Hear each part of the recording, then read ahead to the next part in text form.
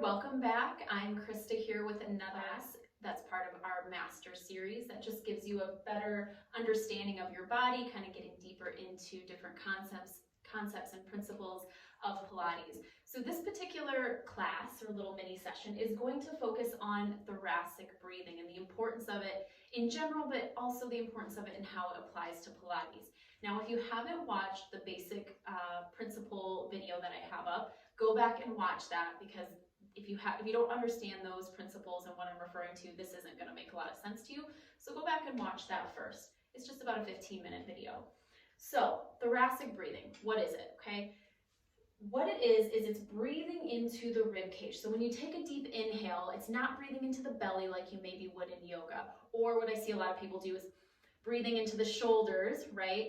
It's breathing into the ribs and allowing the rib cage to expand. So the lungs expand, that allow the rib cage to expand as well.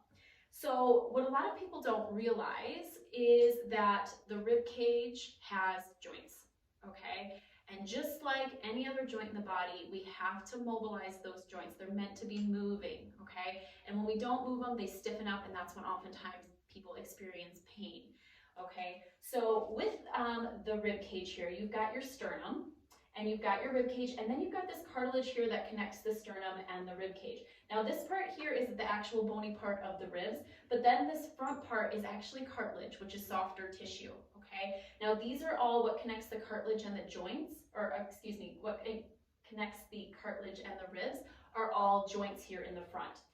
Same thing with the back. You have 12 thoracic vertebrae that are in the back, they're behind the ribs here, and that are connected to each vertebra.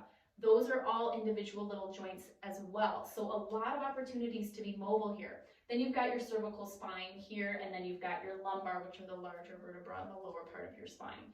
So when you think about taking a deep inhale and allowing the ribs to expand, not only in the front, but the sides and back, it allows these joints to loosen, to release, okay? And a lot of times, if you've been sitting all day, or it's the first deep breaths you've taken maybe for the day, you might hear and notice some kind of crackling, some releasing. And again, that's the releasing of the joints. That's a positive thing. I love when I feel that. I tend to have some really, a lot of stiffness in my thoracic spine and some issues there.